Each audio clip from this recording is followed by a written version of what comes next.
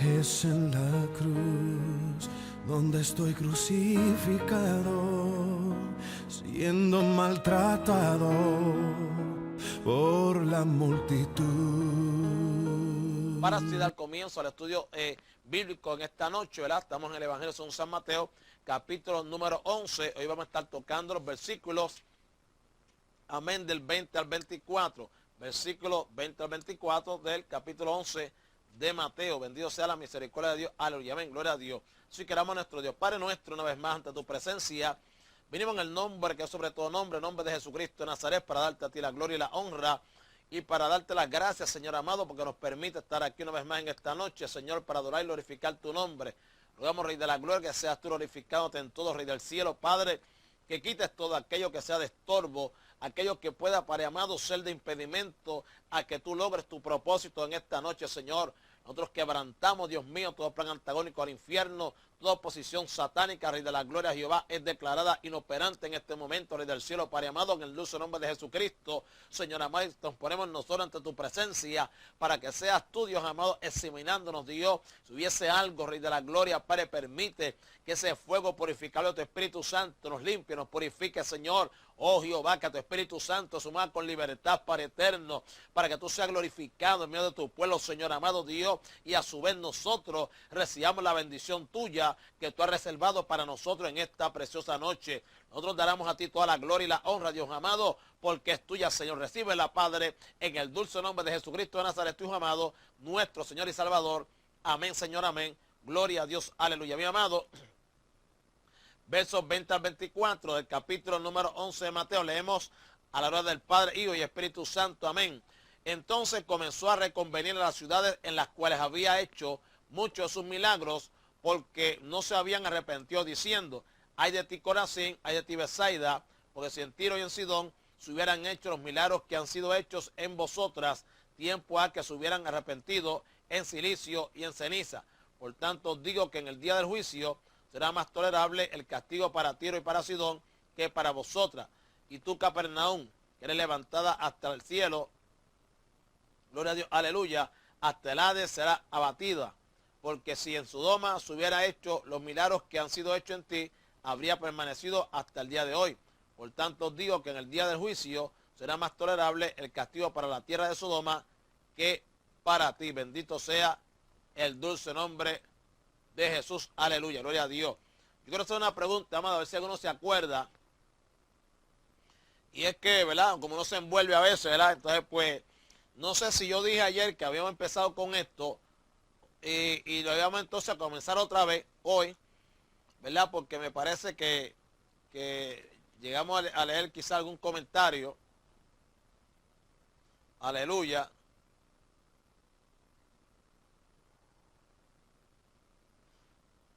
No quiero, ¿verdad? No sé si...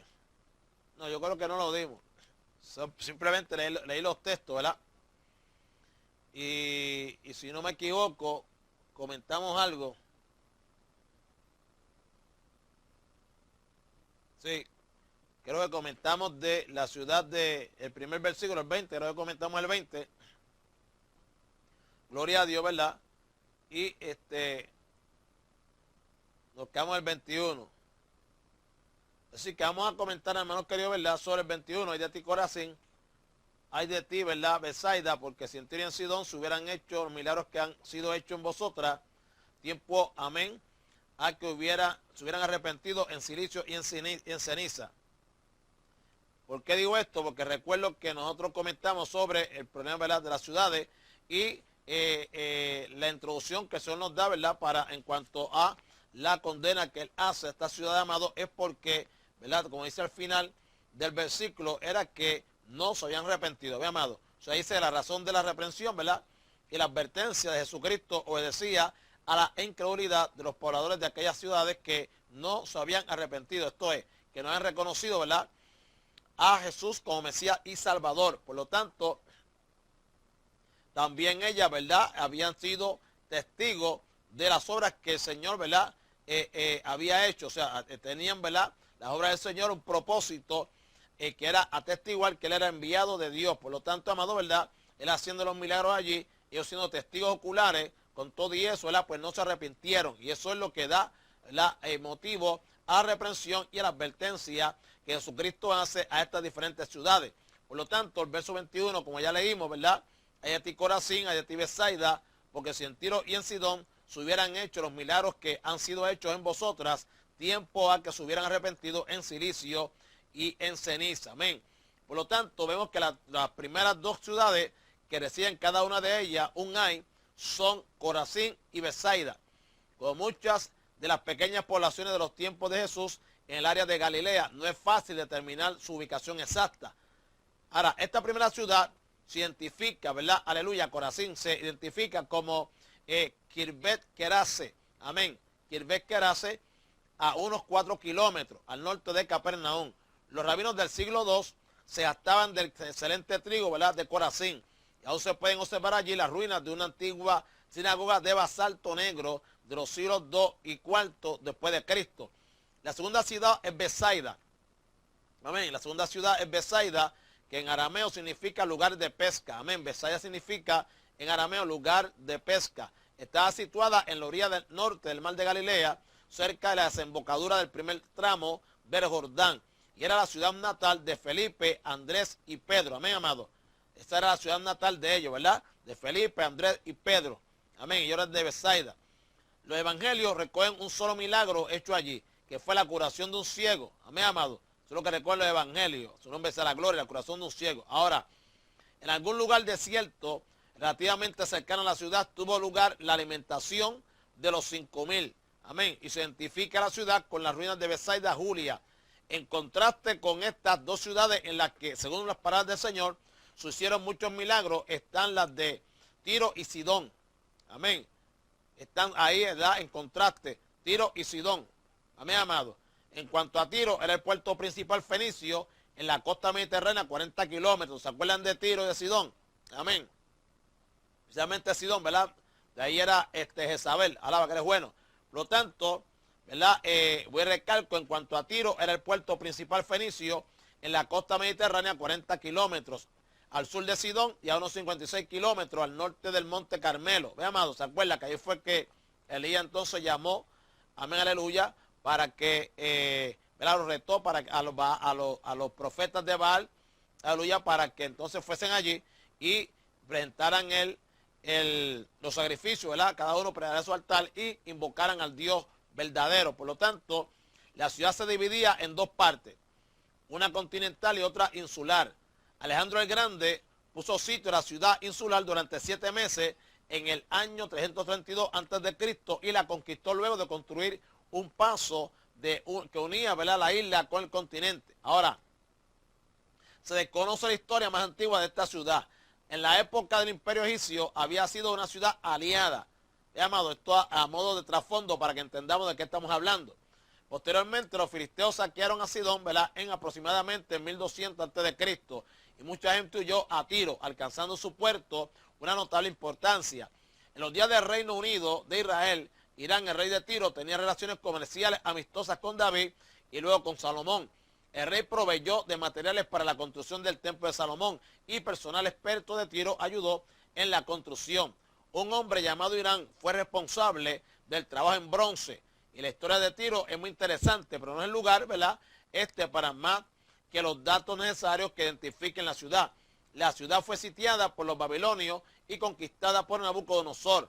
Ahora, en tiempos de Cristo, Herodes I reedificó el templo principal de Tiro. En cuanto a Sidón, era también una antigua ciudad fenicia situada a unos 40 kilómetros al norte de Tiro. Y la Biblia la menciona como la primera ciudad fenicia que se fundó. Amén. Eso está en Génesis 10, 19. Y el nombre genérico de Sidonio se usó para designar a los habitantes de Fenicia. Estuvo vinculada, ¿verdad?, a los grandes imperios según el momento. Bajo Tiglat-Pileser I de Asiria era una ciudad tributaria. Con el surgimiento de Tiro, Sidón perdió importancia. Y en época del Nuevo Testamento, los habitantes de Sidón eran mayoritariamente griegos y la ciudad llegó a ser famosa como centro de enseñanza de filosofía. Solo de los griegos, amado.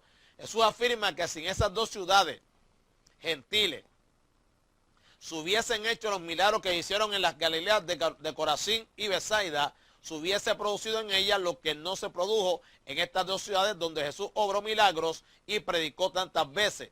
El Señor utiliza para referirse al verdadero arrepentimiento la expresión en saco y cilicio, o sea, vestido y lugar de llanto y duelo usado por la muerte de algún ser querido, lo que pone de manifiesto un profundo dolor semejante al de la pérdida de alguien, y ellas lo hubiesen hecho como señal de arrepentimiento, se habrían arrepentido. No se trataba, ¿verdad?, de un arrepentimiento superficial o aparente, sino completo y verdadero. Gloria al nombre del Señor. Por lo tanto, el texto pone de manifiesto el conocimiento sobrenatural de Jesucristo. O sea, no solo sabía lo que se producía, sino lo que se hubiera producido en determinadas condiciones. Técnicamente, amén, técnicamente esto se conoce como futurible, amén, futurible, que es conocer anticipadamente hechos que hubieran tenido lugar en un determinado ambiente. Y todo el entorno del Evangelio señala que señala a la condición divino-humana de Jesucristo. Quien es hombre es también real y verdaderamente Dios. Y por tanto, en su omnisciencia, ¿verdad?, en que conoce todas las cosas, alcanza a determinar con toda precisión acontecimientos que, aunque no se produjeron, hubieran tenido un determinado desenlace en caso de haberse producido. Por lo tanto, siendo así, hermanos queridos, ¿verdad?, yo les digo a Carlos y a Carmen, ciudades paganas e idólatras reaccionarían de una forma positiva al llamado de Dios si hubiesen visto en ella las señales poderosas que Cristo hizo en Corazín y en Betsaida. El lamento del Señor es elocuente a la vez que terrible. La incredulidad y rechazo de la gente de estas ciudades ante los hechos y las palabras de Cristo no tienen disculpa alguna. Aquellos habían presenciado y se habían beneficiado de las obras del Señor. Por lo tanto, hermanos queridos, cada una de ellas señalaba a Jesucristo como el Mesías enviado y esperado en Israel. Sin embargo, ¿qué pasó? A pesar de las señales, persistían en la incredulidad. No se habían arrepentido y por lo tanto solo podían esperar el juicio de Dios sobre el inconverso rebelde al llamamiento celestial. A su nombre sea la gloria. El versículo 22 dice, por tanto digo que en el día del juicio será más tolerable el castigo para Tiro y para Sidón que para vosotras. Las ciudades de Tiro y Sidón no habían alcanzado la impiedad de Corazín y Betsaida. Por tanto, en el día del juicio, cuando todos los hombres no creyentes comparezcan ante el trono de Dios para sentencia de condenación eterna, ¿qué va a pasar? Será más soportable el castigo para Tiro y Sidón que para estas otras dos. La gracia que ha sido otorgada a los hombres para salvación y los medios que Dios puso al alcance de cada uno serán condicionantes en cuanto a la gradación del castigo. Hermano, o sea que en otras palabras, ¿verdad?, esa gracia, ¿verdad?, que Dios nos ha otorgado, amén, o sea, ese favor no merecido, y no solamente eso, sino también los medios que Dios puso al alcance, ¿verdad?, con la predicación, la palabra, sus mensajeros, etcétera, etcétera, ¿verdad? Pues en este caso, ¿verdad?, Cristo mismo, eso dice que serán condicionantes en cuanto a la gradación del castigo. Amado, no quiere esto decir que las ciudades de Tiro y Sidón no tuvieran la gracia suficiente para volverse a Dios. Sin duda, ¿verdad?, tuvieron la necesaria para ello y la desaprovecharon. Con todo, hubo una mayor presencia de recursos de gracia en las ciudades de Corazín y Betsaida con la presencia del Salvador y los milagros obrados en ella, por lo que su condenación será más grave. Si el remordimiento del gusano que no muere, oiga esto, si el remordimiento del gusano que no muere, como conciencia acusadora que no se extingue, supone un verdadero infierno para quienes permanecerán perpetuamente o en recuerdo de lo que hubieran podido alcanzar pero que no alcanzaron, será más soportable para quienes han tenido menor revelación de Dios que para quienes Dios mismo hizo prodigios y milagros como manifestación de su gracia y llamamiento generoso al arrepentimiento. Bendito sea el que para siempre, amén, gloria a Dios. El verso 23 dice, y tú, Capernaum, que eres levantada hasta el cielo, hasta el Hades será abatida, porque si en Sodoma se hubieran hecho los milagros que han sido hechos en ti, habría permanecido hasta el día de hoy. Bueno, Capernaum era, ¿verdad?, por así decirlo, ahí donde el Señor tenía sus cuarteles centrales. Amén, amados. Por lo tanto, esta ciudad, ¿verdad?, fue una de las ciudades más bendecidas por la presencia, enseñanza y obras del Señor. Allí era que él, ¿verdad?, se había concentrado en Capernaum. La población de la ciudad había continuado endurecida y rebelde a la invitación del Evangelio, a pesar de las muchas señales que Cristo había hecho en ella. La condenación de esta ciudad tiene aquí un énfasis especial, porque más inciso que para de Corazín, ¿verdad?, y Betsaida. La frase del Señor sobre el ensalzamiento de la ciudad es elocuente. Aquella población había alcanzado, fíjate, estamos hablando de Capernaum, aquella población había alcanzado un alto nivel de bienestar y crecimiento en aquellos días. La expresión era levantada hasta el cielo, pudiera tener también un sentido interrogante, como será levantada hasta el cielo. Bueno, el orgullo de una situación de riqueza y bienestar la habían encumbrado de tal modo que no sentía necesidad de acudir a Jesús en arrepentimiento. Un lugar donde la presencia de Jesús se manifestó como en muy pocas ciudades, hace todavía más injustificable su rebeldía. Quien se encumbra a sí mismo será abatido por Dios. Quien se encumbra a sí mismo será abatido por Dios. De ahí la enfática advertencia de Cristo: hasta el Hades serás abatida. Quien pretende alcanzar el cielo con su propio esfuerzo será descendido al infierno por el poder de Dios. A su nombre sea la gloria. Un contraste mucho más intenso es la comparación que hace de Capernaum con Sodoma, la ciudad de los tiempos de Lot, desaparecida totalmente por su condición de perversidad y pecado, destruida bajo el juicio de Dios. Génesis 19:24. Amén, amado. Ahora Jesús dice que aquellos degradados habitantes de la ciudad quemada por causa de su pecado hubiesen reaccionado de otro modo si hubieran podido presenciar lo que los de Capernaum presenciaron, especialmente, ¿verdad?, las manifestaciones de gracia y bondad hechas entre ellos, aleluya, por Jesucristo. Los habitantes de Sodoma se hubieran arrepentido, por lo que la ciudad hubiese permanecido hasta hoy, porque se hubieran convertido a Dios. Hermano, cuando dice que hubiesen permanecido hasta hoy, es que no hubiese, ¿qué?, no hubiese sido desaparecida del mapa como ocurrió. Amén, amado. Ahora, siempre el orgullo es el camino para el fracaso personal. Alaba. Amén, amado. El orgullo siempre es el camino para el fracaso personal. No importa si se trata de incrédulos que rechazan el llamado de la gracia o se trata de creyentes que tienen más alto concepto de sí que el que deben tener. La verdad bíblica se expresa con precisión. Dios resiste a los soberbios y da gracia a los humildes. Dios se opone a los soberbios. Amén. Y el verbo que usa Santiago en Santiago 4:6 denota ponerse en formación de batalla contra alguien. Amén, amado.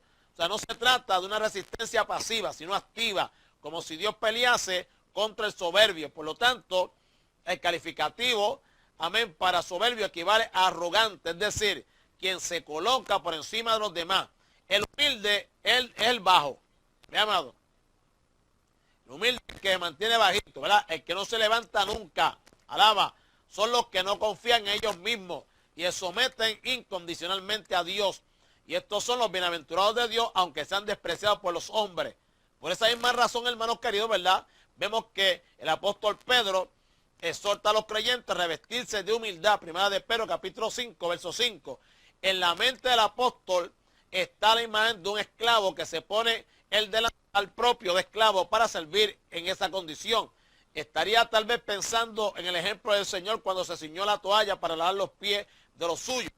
Mientras que el orgullo y el orgulloso, debo decir, ¿verdad?, engreído, trata de subir sobre los demás. Dios se pone al lado del humilde para atenderlo.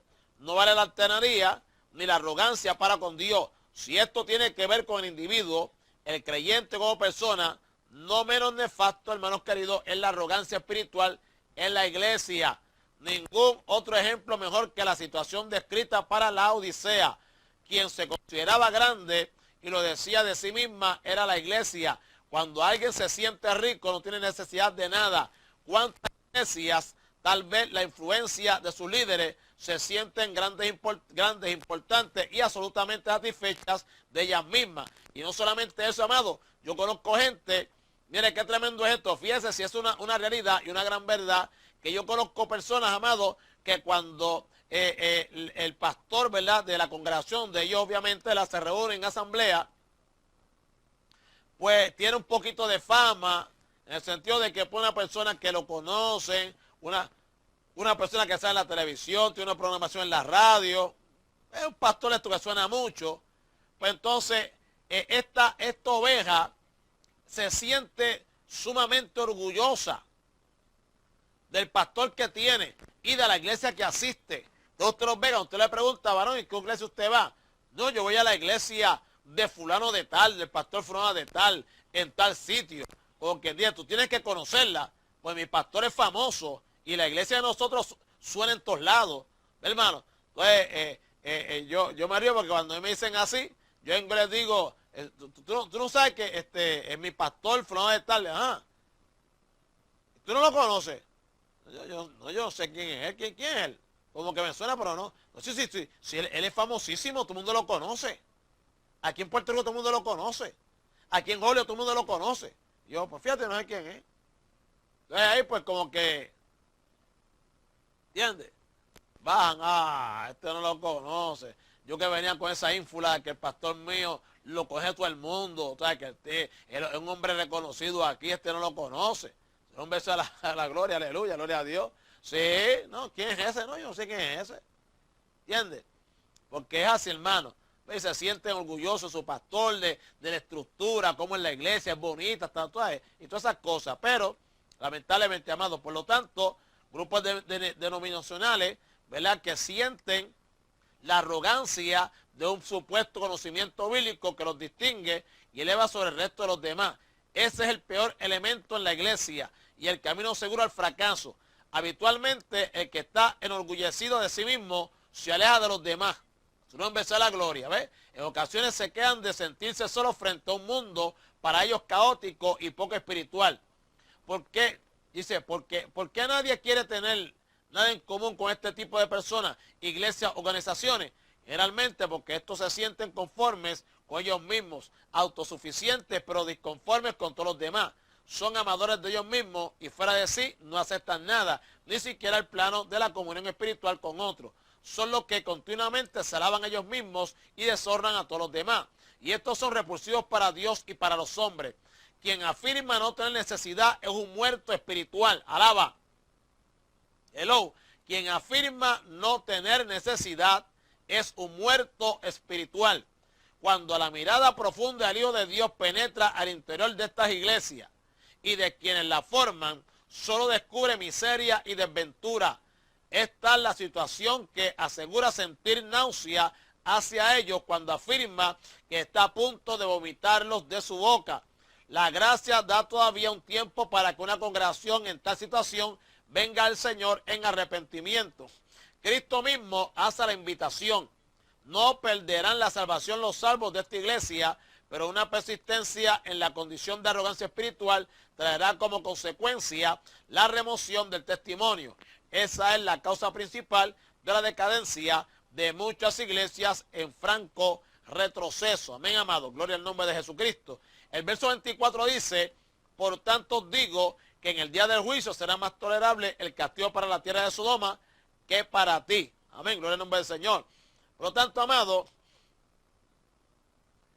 con una expresión prácticamente idéntica, ¿verdad?, al cierre de la reprensión sobre Corazín y Betsaida, concluye también aquí la reconvención a la gente de Capernaum. Las palabras de Cristo tuvieron fiel cumplimiento. La ciudad de Capernaum ha desaparecido en la historia. Solo un montículo que alberga ruinas es todo cuanto queda de ella. Es más, no hay plena seguridad que las ruinas sean realmente las de Capernaum bíblico. De la misma manera que Sodoma ha desaparecido a causa de su pecado, así también Capernaum. El Señor concluye advirtiendo que en el día del juicio el castigo que será aplicado a los capernaunitas será más severo que a los de Sodoma, porque su pecado fue mayor. Bendito sea la misericordia de Dios. Aleluya, amén, gloria a Dios. Ahora viene un llamado de rey. Hay una condenación de parte del rey. Ahora viene el llamamiento de rey. Versos 25 al 30. Amén, gloria al nombre del Señor. Dice así, nombre del Padre y del Espíritu Santo. Amén. En aquel tiempo respondiendo Jesús dijo, te alabo, Padre, Señor del cielo y de la tierra, porque escondiste estas cosas de los sabios y de los entendidos y las revelaste a los niños. Sí, Padre, porque así te agradó. Todas las cosas me fueron entregadas por mi Padre, y nadie conoce al Hijo sino el Padre, ni al Padre conoce a alguno sino el Hijo, y aquel a quien el Hijo lo quiera revelar. Venid a mí todos los que estáis trabados y cargados, y yo os haré descansar. Llevad mi yugo sobre vosotros y aprended de mí, que soy manso y humilde de corazón, y haréis paz o descanso para vuestras almas. Amén, amado. Porque mi yugo es fácil y ligera mi carga. Amén. Ok. Fíjese, hermano, como es que la palabra es tremenda. Como ahora pasa él de la arrogancia, ¿verdad? A su nombre sea la gloria. Pasa entonces a darle gracias al Padre, ¿verdad? Aleluya, porque él se lo ha revelado. Amén. Lo escondió de los sabios, de los que lo entendió, de los que se creen grandes, y entonces lo reveló a los niños. El párrafo que se cierra el capítulo, ¿verdad? El párrafo que se cierra el capítulo es uno de los más leídos, estudiados y sobre todo amados por muchos creyentes. Es un contraste profundo con lo que antecede, ¿ve, amado? Antes hay una reconvención severa contra las ciudades no arrepentidas. Aquí hay una maravillosa invitación de la gracia para todos. Antes hubo una maldición enfática. Aquí aparece una de las mayores bendiciones que el hombre pudo haber recibido de parte de Dios. Amén, amado. Amén. Ok. El verso 25, le dimos lectura. Vamos entonces a analizarlo. Este último párrafo aparece parcialmente en Lucas, pero en distinto contexto. Según Lucas, estas palabras corresponden a la expresión de júbilo del Señor cuando regresaron los 70 discípulos de la misión evangelizadora, gozosos por los resultados de aquella experiencia misionera. Mateo la sitúa en este otro contexto como consecuencia de lo que antecede en relación con el rechazo del evangelio del reino que Jesús predicó en las ciudades de Galilea. Frente a un rechazo, amén, por los sabios, estaban los niños, no en sentido de edad física, sino de condición espiritual, que aceptaban el mensaje del evangelio. Alaba que eres bueno. El evangelista utiliza de nuevo una fórmula transitoria imprecisa de tiempo para ligar los dos párrafos del pasaje mediante un genérico en aquel tiempo. Por lo tanto, un modismo hebreo presenta al Señor hablando con el conocido, respondiendo, que equivale a tomó la palabra. ¿Ve? Generalmente se podría traducir como dijo. Los que habían venido del ministerio encomendado por Jesús tenían mucho de qué hablar y un largo informe de la experiencia ocurrida durante el desarrollo, amén, de la labor. Y eso permite entonces entender, amado, mejor la expresión de Mateo. Respondiendo Jesús, los 70 habían informado y el Señor responde al informe con las emotivas palabras que recoge el párrafo siguiente. Ahora, es probable que la información condujese a Jesús a las palabras de gratitud al Padre, pero también debe tenerse en cuenta que la oración se hace antes de pronunciar la admirable invitación de la gracia a salvación. O sea, el llamamiento a salvación, hermano, tiene que ir acompañado de la acción del Padre que lo hace y revela al pecador el camino hacia el Salvador. Jesús, conocedor de que las palabras de invitación a los pecadores que iba a hacer procedían del llamado del Padre, da gracias por una condescendencia tan admirable de su amor y gracia hacia los perdidos. Es normal apreciar la segura confianza de Jesús en todo cuanto tiene que ver con su ministerio. Su nombre sea la gloria. De la misma manera que antes, amén, de resucitar a Lázaro, dio gracias al Padre porque siempre lo oía. Ahí también aquí da gracias porque su obra reveladora produciría resultados de salvación en que no seguían el camino de la sabiduría humana, sino que aceptaban el de la divina. En la oración Jesús se dirige como siempre al Padre, pero es necesario entender que la relación entre él y el Padre es única. Y de ahí, aleluya, que nunca diga Padre nuestro. Amén, amado. Hello. Que es un punto ahora importante, hermano. Por los testigos de Jehová dicen, no, pero ¿a quién está orando a él? Así mismo, él decía, Padre nuestro está en los cielos. A eso le dio a él hablar a los discípulos de cómo tener coral. Pero cuando Cristo diría al Padre, aleluya, ¿verdad? Pues nunca decía Padre nuestro, decía Padre, hermano. Por lo tanto, vemos aquí, ¿verdad? Es que para siempre, que, ¿verdad? Él nunca decía Padre nuestro, sino que se distinguía claramente que entre la relación de él con el Padre y la de los discípulos, y posteriormente, ¿verdad?, la de todos los cristianos. Jesús es el unigénito del Padre, y mientras que los cristianos incluidos ya entonces, sus discípulos, son ellos adoptados en el Hijo, el Padre de nuestro Señor es Padre de todos los cristianos, pero en una relación paterno-filial, perdón, distinta a la eterna relación en el seno trinitario que vincula al Hijo de Dios con el Padre. Por lo tanto, la forma en que Jesús se dirigió siempre al Padre hacía entender a sus enemigos que expresaba una relación de igualdad con Dios. La oración comienza con una expresión de alabanza. Amén. El Señor reconoce que su Padre es el soberano, poseedor, como propietario por creación y gobernante por derecho de todo el universo, como expresa el calificativo, Señor del cielo y de la tierra. Bendito sea el nombre de Jesús. Por lo tanto, aquí vemos que una interesante lección para cada creyente se desprende de esta primera frase del versículo, ¿verdad?, que enfatiza el ejemplo de la oración.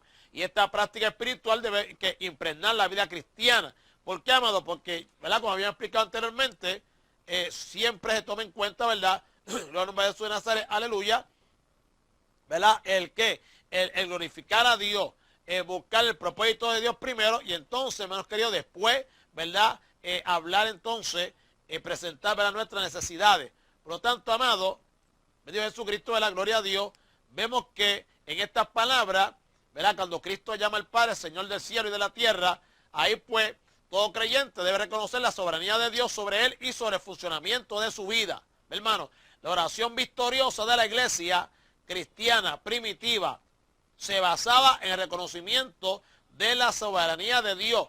Soberano Señor, mira sus amenazas. Amén. Hechos 4:24. La presión del humanismo no bíblico ha hecho que la verdad sobre la soberanía de Dios debe de enfatizarse en la iglesia. Hello. Los púlpitos se han cerrado a la doctrina de la soberanía porque no es bien entendida y mucho menos admitida por la mente intelectual del hombre. Hello. O sea, en otras palabras, no se habla de la soberanía de Dios. ¿Por qué? Porque la mentalidad, amén, del hombre, la mente, amén, la capacidad del hombre, la inteligencia del hombre, amén, aleluya, es que para siempre como que antagoniza con la soberanía de Dios. O sea, Dios es soberano a veces. Dependiendo de la situación, Dios es soberano. Alaba que Él es bueno. Si me conviene, amén, pues entonces yo dejo a la soberanía de Dios. Si no me conviene, yo procuro entonces poner en práctica, hello, ejercitar entonces mi mente intelectual. A su nombre sea la gloria. Por lo tanto, amados, vemos que entonces, que siendo así, sin embargo, si Dios no es soberano, nada de cuanto proclama el Evangelio de la gracia es posible. Amén. ¿Por qué? Porque la salvación en su planificación, ejecución y aplicación corresponde a la soberanía de Dios. Dios no salva por necesidad del pecador. Oiga esto, Dios no salva por necesidad del pecador. Amén. Sino por el propósito suyo. Hermano, por eso que decimos, y yo le había dicho a ustedes, hermanos queridos, estudiando aquí, que nosotros, Dios tiene un propósito contigo. Pues seguro. ¿Entiendes? El propósito que Dios tiene contigo es que tú seas, que hacerte a ti parte de su propósito. O sea, que el que tiene propósito aquí es Dios, hermano. Fíjate, Dios es el que tiene el propósito. Entonces nos hace a nosotros parte de su propósito, hermano. Hay un propósito que Dios tiene. Salvar a la humanidad, hermano. Y ese propósito, obviamente, nosotros sabemos que fue planificado en, ¿dónde? En la eternidad.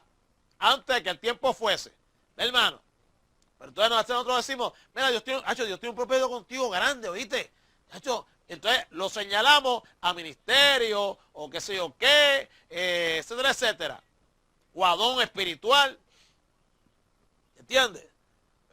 Pero es que no es eso. Es que eso, esa gracia, que ha sido dada, amén, aleluya, como un don, un regalo no merecido, Dios lo hace, pero es porque es parte del propósito de Él. Es para cumplimiento de algo que ya Dios, algo que ya Dios determinó, algo que Dios, amén, aleluya, planificó, algo que Dios estableció, amén, aleluya, desde sus designios. Bendito sea la misericordia del Señor. Por lo tanto, amado, la salvación, y recalco, el hermano querido, ¿verdad? Dios no salva por necesidad del pecado, sino por el propósito suyo.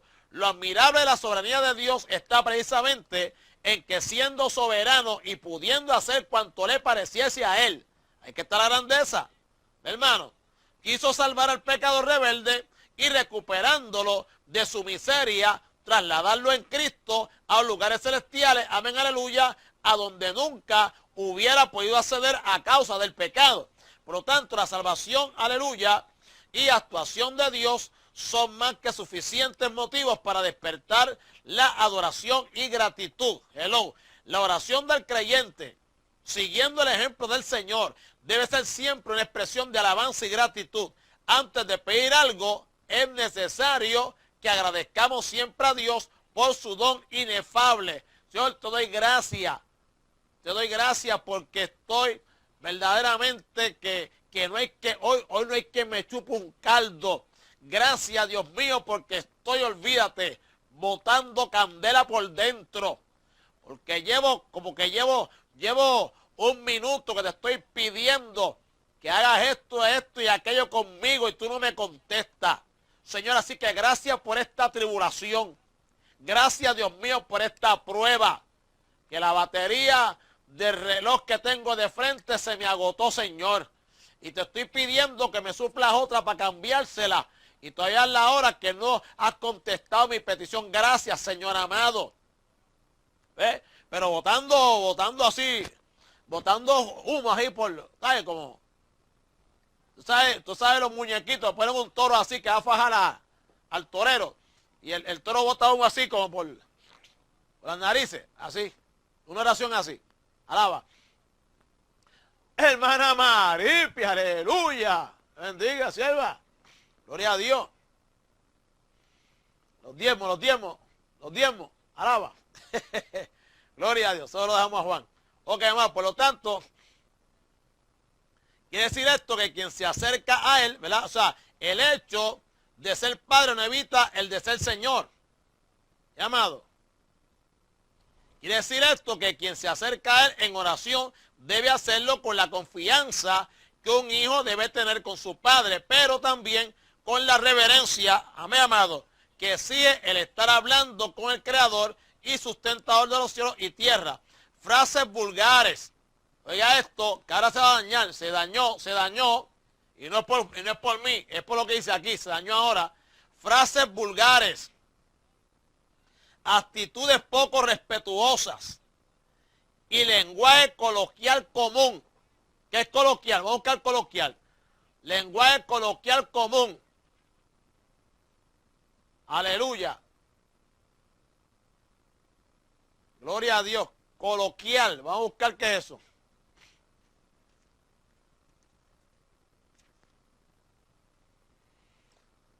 Gloria a Dios. Déjame ver.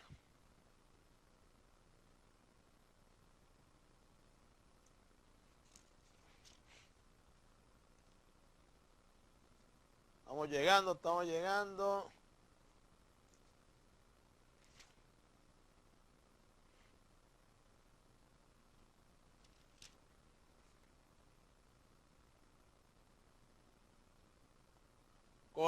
Coloquial.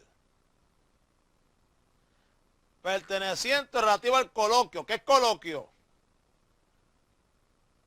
Plática, un amable coloquio, sinónimo de conversación, composición literaria, dialogada, reunión o conferencia en la que se discuten problemas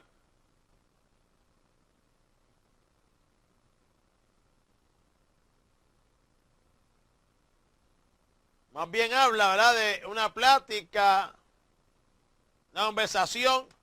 Por lo tanto, bien, lenguaje coloquial común, hablar como si Dios fuera. Exacto, no me dan común. Gracias, mana Maripi.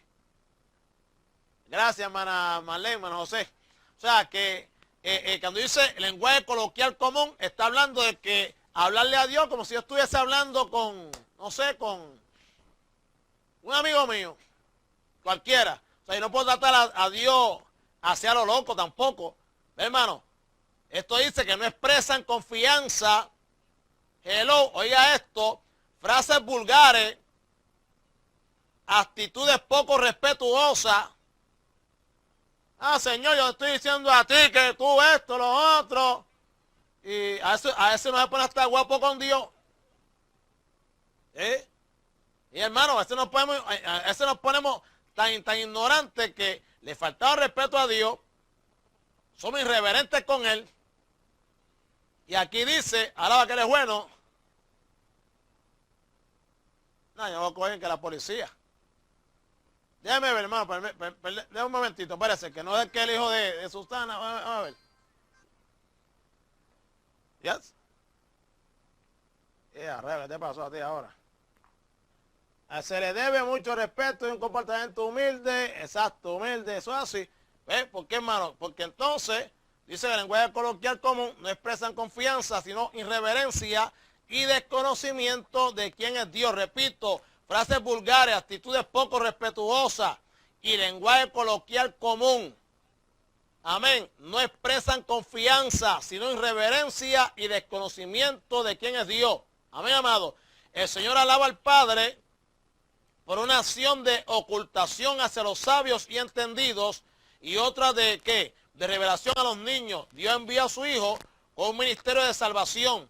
Dios envió con la obra de salvación el mensaje del Evangelio que lo proclama.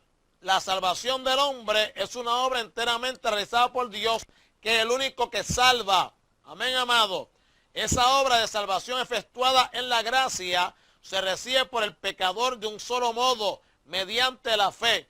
Todo cuanto es de salvación es de Dios. El mensaje del Evangelio ha de ser aceptado con la humildad propia de un niño que acepta y se entrega al Padre que lo llama. Alaba. Ahora, ¿qué pasa aquí? Bueno, los sabios conforme al mundo no son capaces de admitir un mensaje excluyente para el hombre. Hermano, repito, los sabios conforme al mundo no son capaces de admitir un mensaje excluyente, aleluya, para el hombre. Hermano, los escribas y fariseos buscaban una justicia delante de Dios por sus propios medios, por cuya causa nunca serían justificados delante de él, porque abandonaban la justicia de Dios para establecer la suya propia. Y esa es la causa por la que Jesús llamó a los oyentes en el Sermón del Monte a una reflexión seria sobre esto, afirmando que su justicia no era superior a la de los escribas y fariseos, no entrarían en el reino de los cielos. Cristo glorifica al Padre porque estas cosas admirables de la salvación, las grandes verdades del Evangelio de la gracia, han quedado ocultas para quienes se consideran sabios y no son sino ignorantes delante de Dios. Todos estos son, aleluya, que son para sí mismos expertos en conocimiento y sabiduría conforme al mundo, ignoran voluntariamente y no reciben la sabiduría que Dios ha establecido para salvación. Los sabios conforme a la ciencia humana podrán conocer en profundidad los grandes secretos que solo la ciencia humana puede conferir a quienes la poseen. Esos conocimientos científicos, son temporales y poco duraderos por cuanto terminan en toda su extensión con la muerte del sabio. Alaba. Sin embargo, estos sabios, según el mundo, son ignorantes, aleluya, y voluntarios, o sea, ignorantes voluntarios de la sabiduría de Dios que lleva el reino de los cielos y tiene por tanto provisión eterna. La obra de Dios en Cristo vea indiferentes o incluso convierte en opositores, aleluya, a los sabios del mundo. Y estos junto con su sabiduría perecerán eternamente. Agradece Jesús al Padre por el hecho de sí, de ocultar la sabiduría divina a los sabios humanos para que se pierdan. Indudablemente, ¿verdad? Sabemos que no es esta la causa de la gratitud, hermano. Amado, Dios no quiere que ninguno perezca, ¿verdad que no? Sino que todos vengan al conocimiento de la verdad.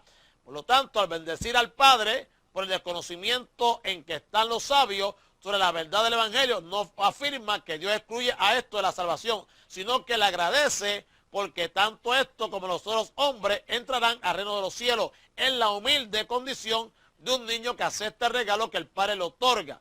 Entonces, ¿qué sucede con esto, amado? Bueno, que el Evangelio le fue predicado a estos tanto como los que, amén, a su nombre sea la gloria, como a los que ellos consideraban como ignorantes. La razón del por qué se mantenían ocultas las verdades del Evangelio y la causa de la condenación es que los sabios del mundo amaban más las tinieblas que la luz porque sus obras eran malas, mientras que las verdades quedaban ocultas y no producían efecto. Dios actuaba en los niños, revelándoles la verdad y conduciéndolos a la aceptación por fe. La palabra niño aquí, ¿qué significa? Bueno, aquí tiene un sentido figurado y expresa la condición de quien es ignorante, o sea, en el sentido de la sabiduría de los hombres, mientras que los sabios del mundo quedaban en la oscuridad sobre las verdades de la salvación y por no aceptar el Evangelio se perdían. Estos que son para los sabios o los ignorantes recibían el conocimiento de la salvación proclamado en el Evangelio con humildad a causa de que a causa de la revelación interior que el Espíritu de Dios obraba en ellos. Por lo tanto, amados, Dios no había escogido a los sabios del mundo para salvación, sino a los ignorantes para el mundo. Amén, aleluya, a los necios, según el mundo, a los indoctos, conforme al criterio del mundo. No debe dejar de apreciarse que quien hace la diferencia y establece el criterio en este revelar y ocultar es Dios mismo. El Señor lo dice claramente. Amén. Ocultaste estas cosas de los sabios y entendidos y las revelaste a los niños. Amén. Sin duda la revelación a estos es la consecuencia de la enseñanza fundamental que establece, amén, que Dios resiste a los soberbios y da gracia a los humildes. El Dios de la gracia, hermanos queridos, y de la soberanía hizo comprender las cosas de salvación a quienes no eran sabios o inteligentes, pero tenían sencillez y humilde docilidad para entender y aceptar las enseñanzas de Jesús en el mensaje del Evangelio del Reino que proclamaba. El Evangelio es tan sencillo que solo podrá ser aceptado, hermanos queridos, por quienes tengan el espíritu de un niño. Amén, amado. Pero jamás lo será por quien lo considere desde la dimensión de la sabiduría humana. No todos los hombres podrán llegar a ser sabios, pero todos sabios e ignorantes pueden, por la gracia de Dios, hacerse como niños para recibir el Evangelio. A su nombre sea la gloria. Esto no quiere decir, ¿verdad?, que la sabiduría esté reñida con la espiritualidad. Los creyentes más útiles serán los más preparados según la sabiduría de los hombres, pero que al mismo tiempo sean como niños delante de Dios, intelectuales y cultos, pero niños en espíritu. Esto no restringe, ¿verdad?, obviamente, la entrada al reino de los sabios. Siempre, como dice Pablo, habrá algunos, pero no muchos sabios entre los creyentes. Amén, gloria a Dios. El verso 26 dice: sí, Padre, porque así te agradó. Vemos entonces que la sabiduría de Dios interviene, ¿ven, hermano?, en todo esto. El sustantivo que utiliza Mateo, traducido como te agradó, expresa la idea de un propósito lleno de gracia y buena voluntad. Dios ha sentido agrado en salvar a quienes son como niños delante de Él, no porque ello sea un mérito para salvarlo, sino porque es la condición para recibir la salvación. ¿Ve, hermano? Tenemos que ser como niños. Hello, hay que ver el texto y el contexto. Acuérdense de eso. Amén, amado. Por lo tanto, Dios ha querido positivamente revelar las cosas pertenecientes a la salvación a los pequeños, porque de los tales es el reino de los cielos. Hay cosas en el plan de salvación que escapan absolutamente, ¿verdad?, a la capacidad de comprensión humana, pero el creyente glorifica a Dios porque todo ello ha sido bajo la ¿qué? Bajo la complacencia, o sea, bajo la complacencia de Dios. Dios se ha agradado y conforme a ese agrado ha establecido el cauce para la salvación. Y es su conocedor supremo de la razón y causa del plan de salvación, glorifica y alaba al Padre por ello. Y esto deberá llevar a cada creyente en este tiempo, salvo por gracia, mediante la fe, a glorificar al Padre, porque solo en su agrado está nuestra salvación. Agradecer a Dios la bendición de habernos revelado estas cosas, precisamente a quienes hubiéramos sido ignorados por los sabios del mundo, sí que si dependiera de ellos. La salvación de ignorantes hace brillar aún más el poder y la sabiduría de Dios. Bendito sea la misericordia del Señor. Aleluya. ¿Me amado? ¿Por qué digo? Bueno, fíjense en algo, hermanos queridos, o rapidito, que es que hay que darle gracias a Dios, ¿verdad?, porque nosotros no hemos caído en apostasía, no nos hemos convertido en herejes, no estamos participando, ¿verdad?, del libertinaje, que participan mucho, hermano. Hay que darle gracias a Dios por eso. Amén. Porque ha sido Dios, ¿verdad?, mediante su gracia y su soberanía, que le ha placido. Amén, amado. Bendito es Jesucristo. Por lo tanto, el versículo 27 dice: todas las cosas me fueron entregadas por mi Padre, y nadie conoce al Hijo sino el Padre, ni al Padre conoce a alguno sino el Hijo, y aquel a quien el Hijo lo quiera revelar. El texto dice, el texto encierra una profunda densidad que tiene íntima relación con el oficio revelador del Verbo encarnado. El conocimiento de Dios para salvación no es un asunto intelectual, aunque lo contiene, sino de revelación o relación vivencial. Hay una evidente semejanza entre las palabras de Jesús recogidas por Mateo y la enseñanza del cuarto evangelio, que es el de Juan. La identidad entre ambos es la concordancia natural con la doctrina de la deidad de Jesucristo, reconocida y expresada en los evangelios. La primera frase del versículo está en primera persona, en la que Jesús afirma que todas las cosas le fueron entregadas por el Padre, literalmente mi Padre. El Padre que ama eternamente al Hijo, le entregó todas las cosas en su mano. Amén. Entre otras cosas, la resurrección de los muertos, que debe entenderse no solo en relación con la resurrección temporal de muertos físicos, sino más bien con la resurrección de muertos espirituales a quienes comunica vida eterna. De la misma manera que el Padre entregó al Hijo el dar vida, así también el juzgar al incrédulo. Amén, todas las cosas, comprende también a los salvos, a quien el Padre, como veas de rebaño de buen pastor, las puso en su mano. Amén, amado. Por lo tanto, a su nombre sea la gloria, nada ha reservado el Padre para sí, sino que lo comparte y da en plenitud a su Hijo. Sin embargo, hermanos queridos, en el contexto próximo de evangelización y salvación, el Señor enseña que el Padre le ha entregado todo cuanto tiene que ver con la salvación y comunicación de vida eterna. El Padre ha puesto en él toda la plenitud de la sabiduría de Dios, por lo que puede comunicar los misterios más ocultos de la deidad que los hombres necesiten para la fe y salvación. Siendo así, hermano, Jesucristo es el único mediador entre Dios y los hombres, y por lo tanto, es el único que puede llevar a cabo la obra de redención e impartir, amén, aleluya, los beneficios de ella a todo el que cree. ¿Cómo? Dando la paz y salvación segura mediante la comunicación de la vida eterna al pecador creyente. Y Jesús, hermanos queridos, ¿verdad?, expresa en el lenguaje de los hombres lo que nadie ha visto jamás en el seno de Dios, especialmente lo concerniente al amor y santidad de Dios. Jesús hace visible, aleluya, al invisible delante de los hombres para que viéndolo puedan recibirlo y recibiéndolo en la unión con él y comunión con la deidad, reciban la vida eterna con el perdón de pecado. Bendito sea el que es para siempre. Amén, gloria a Dios. Ok, eso enfatiza también la intimidad con el Padre en la unidad divina. Y en esa vinculación eterna, nadie conoce al Hijo como lo conoce el Padre.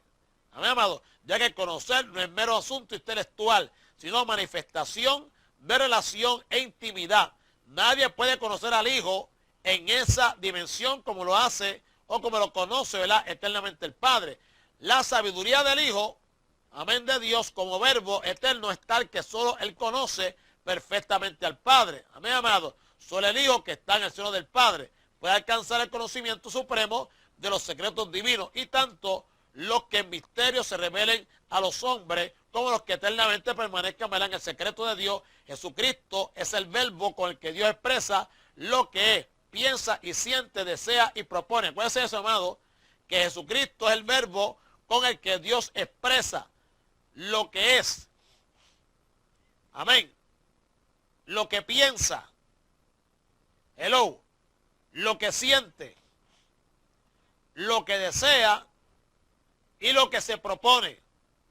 Todo lo que Dios puede revelar de sí mismo está encerrado en el Logos, verbo personal del Padre, ya que en este verbo el Padre expresa su interior, es decir, todo cuanto es, tiene y hace. Jesucristo como verbo encarnado es la expresión exhaustiva del Padre. O sea, de recordarse que expresar es un verbo frecuentativo de ¿qué? De exprimir.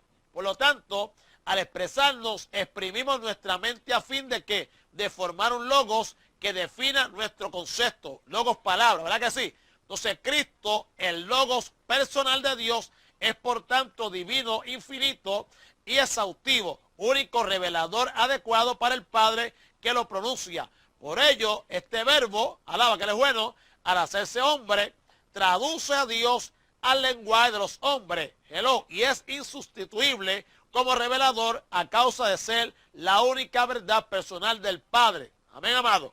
Y eso es importante saberlo. O sea, Cristo como verbo, amén, amado, al hacerse hombre, ¿qué hace? Traduce a Dios al lenguaje de los hombres, y es entonces el único, ¿verdad?, que puede que como revelador llevar a cabo esa misión a causa de que es la única verdad personal del Padre. Pues cuando estamos hablando, ¿verdad? Aleluya, es que para siempre, ¿verdad? Que Cristo es el Logo, que es la palabra de Dios, que es el verbo, ¿verdad? Pues entonces dice, obviamente, que lo que hace más bien es que el Padre en Cristo lo pronuncia. Lo que está dentro de él sale, hermano. Porque Cristo, aleluya, obviamente coexiste, cohabita con el Padre en una unidad, ¿verdad, hermanos queridos? Y por lo tanto, hermano, aleluya, esa unidad, hermano, que existe entre ellos, su nombre es la gloria única, pues entonces Cristo lo que hace, como vimos ahorita, ¿verdad? Pues él lo que hace es que expresa, ¿verdad? Y deja sentir lo que Dios piensa, siente, desea, propone. ¿Ve? Él lo expresa, hermano. Entonces, por cuanto está en el interior, su nombre es la gloria, ¿verdad? Que es lo que Dios expresa entonces a través del verbo. Amén. Pues Cristo viene a hacer, ¿verdad? O ese verbo viene a hacer todo cuanto Dios tiene, ¿verdad? Todo lo que cuanto Dios es, perdón. Primeramente lo que es, lo que tiene y lo que hace. Amén, hermano. Siendo así,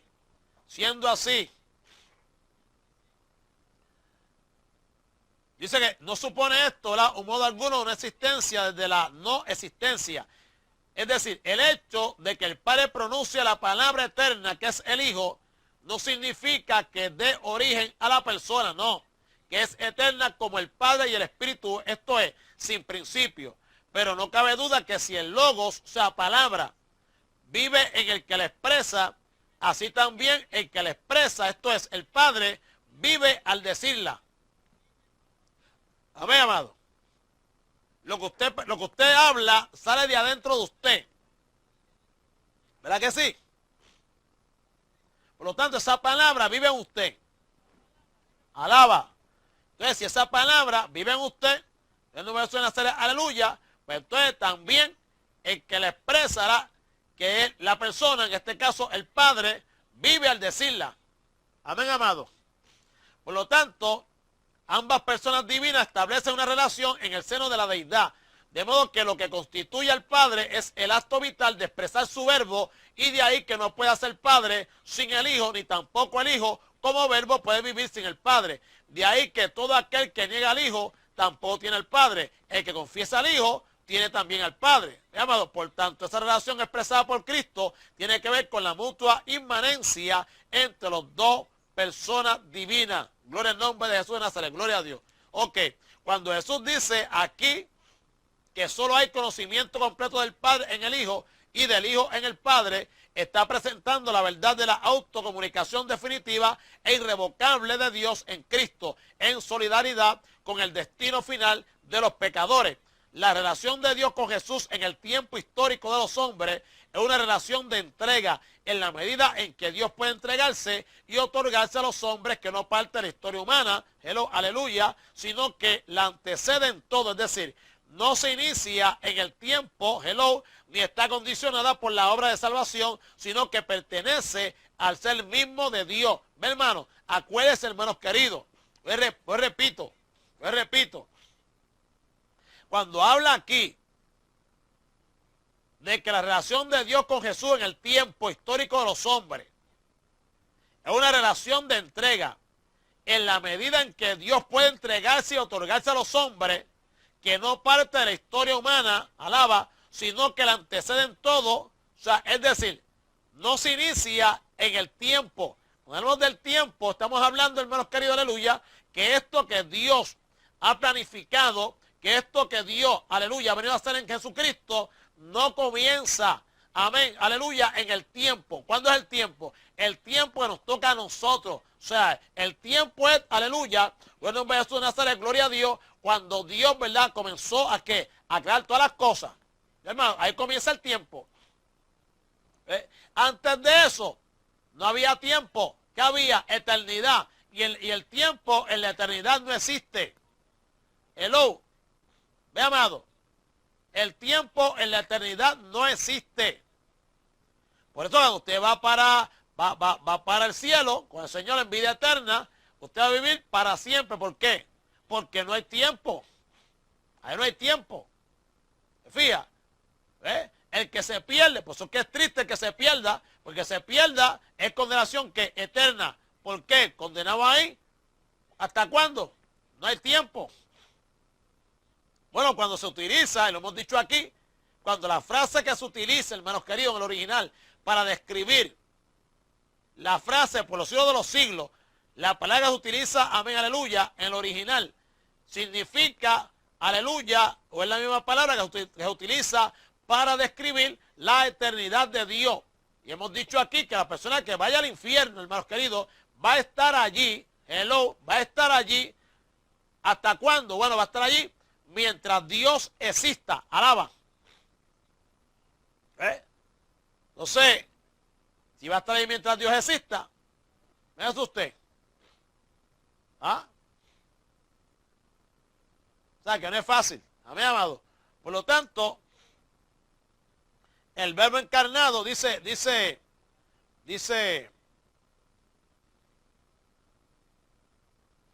el verbo encarnado es la manifestación temporal, amén, amado, escuche esto, el verbo encarnado es la manifestación temporal de la proximidad de Dios al hombre determinada en el plan de redención antes de que el hombre fuera, ve, amado, ¿por qué? Pues fue antes del tiempo, fue en la eternidad, antes de que el hombre existiese, ya Dios había que planificado, amén, la redención de este. Alaba que Él es bueno. Mira, otro día estaba analizando, y gloria a Dios así también, el Señor, yo te doy gracias porque a pesar de todo, ¿verdad?, de nuestra rebelión contra ti, pero tú, Señor amado, en tu sabiduría, conociendo todas las cosas, aún el pecado, aún el pecado nuestro, Dios bendiga a Jesús y a Rosa Mena, aún el pecado nuestro, Señor, da ocasión para que nosotros entendamos que sin ti nosotros no podemos. Por eso en tu voluntad, la voluntad pasiva, o sea, Dios permitiendo que las cosas ocurran. Pues Dios puede en su voluntad, amén, aleluya, actuar. O sea, activamente, voluntad activa, donde Dios actúa para que ocurra algo. Amén. Pero entonces en la pasiva, Dios lo que hace es que permite que ocurra. Entonces en esa voluntad pasiva, Dios permite, aleluya, ¿verdad?, que el hombre, ¿verdad?, pues se rebele contra él. Pero ¿qué pasa? Eso da a entender al hombre de que sin Dios no puede. Tienes que entender, aleluya, que dependes de mí. No fuiste creado, aleluya, amén, para tú guiarte a ti solo. ¿Ves? Fíjate, eres un ser dependiente. Dios creó al hombre como un ser dependiente, no independiente. ¿Ves? Cuando se independiza o trata de independizarse de Dios, cae derechito al fracaso. Ese es el ejemplo que tenemos nosotros de nuestros primeros padres allá en el huerto del Edén. Se independizaron de Dios y ¿qué pasó? Fueron rápidamente derechito al fracaso, hermano. Porque Dios no creó al hombre como un ser independiente, sino dependiente ¿de quién? De Él.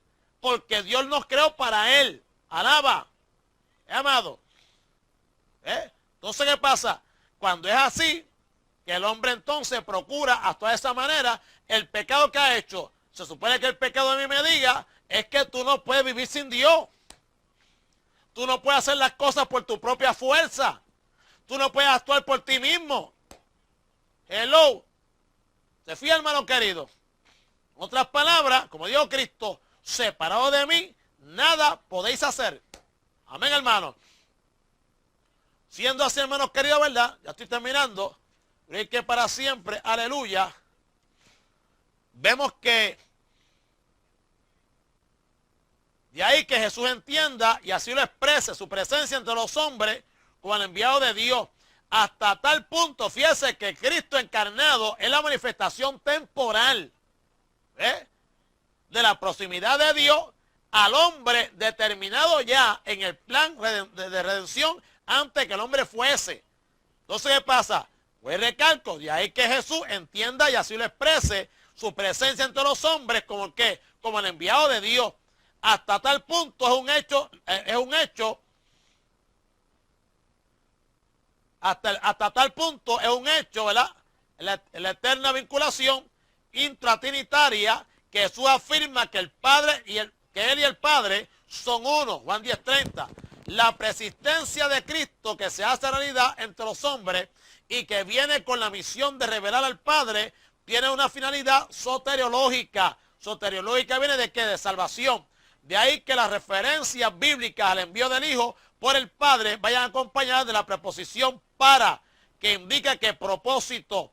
En último extremo, la obra del Hijo tiene que ver con el aspecto salvífico por el que se otorga al pecador creyente la condición de hijo de Dios. A Dios nadie le vio jamás, pero el unigénito que está en el seno del Padre, el que lo da a conocer. En Jesucristo, amén, es Dios quien se da y se manifiesta. En Jesucristo, en Jesucristo, en Jesucristo, amén. Preposición en. Dios es Dios quien se da y se manifiesta, introduciéndose literalmente en el campo de su creación mediante la humanidad. Alaba. O sea, que Dios lo que hace es que toma forma humana para introducirse, a su nombre sea la gloria, hermanos queridos, amén, en el campo de su creación. Dios que trasciende, Dios que va por encima, Dios que sobrepasa lo creado, alaba lo que es bueno, ¿qué hace? Entonces toma forma humana para introducirse, amén, amado, de forma literal, en el campo de su creación. O sea, Dios visitando personalmente, aleluya, amén, en Cristo a toda la creación de Él. Bendecido sea el que, ¿para qué, hermano? Para restaurarla. Algo afectó lo que Dios creó. Y lo que afectó fue el pecado del hombre, la rebelión del hombre. Mi amado. Por lo tanto, Dios tiene que intervenir directamente. Mira qué tremendo es Dios. Mira qué favor tan grande nos hace Dios. No vino ningún presidente, ninguna nación, hermano. No vino ningún hombre prominente sobre la faz de la tierra. No había solución, amado, en manos de ningún científico. Hello, a su nombre sea la gloria. No fue un arcángel, no fue tampoco, hermanos, que aleluya, amén. Es que para siempre un ángel de rango, no, hermano. Vino Cristo mismo, o sea, vino Dios mismo en la persona de Jesucristo. Mire qué clase de visitación. Mire qué visita recibió la creación, alábalo. Hermano, para que usted vea.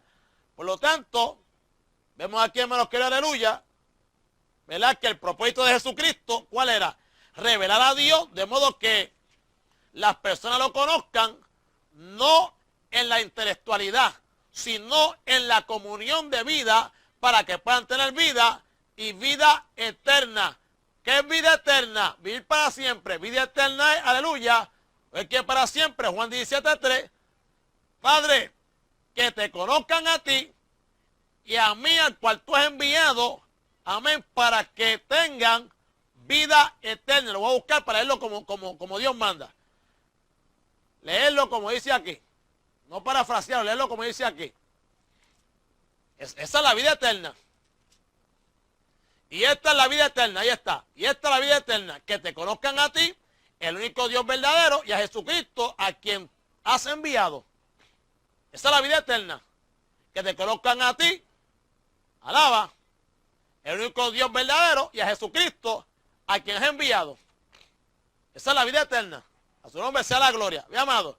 Por lo tanto, todos cuantos quieran adquirir este admirable conocimiento, deben acudir al único que puede revelarlo, que es el Hijo, en quien resplandece la luz del conocimiento de Dios en la faz de Jesucristo. A su nombre sea la gloria a Dios. Ok, termino con esto más rapidito. El 28 dice, venid a mí, todos los que estáis trabajados y cargados, y yo os haré descansar. Amén.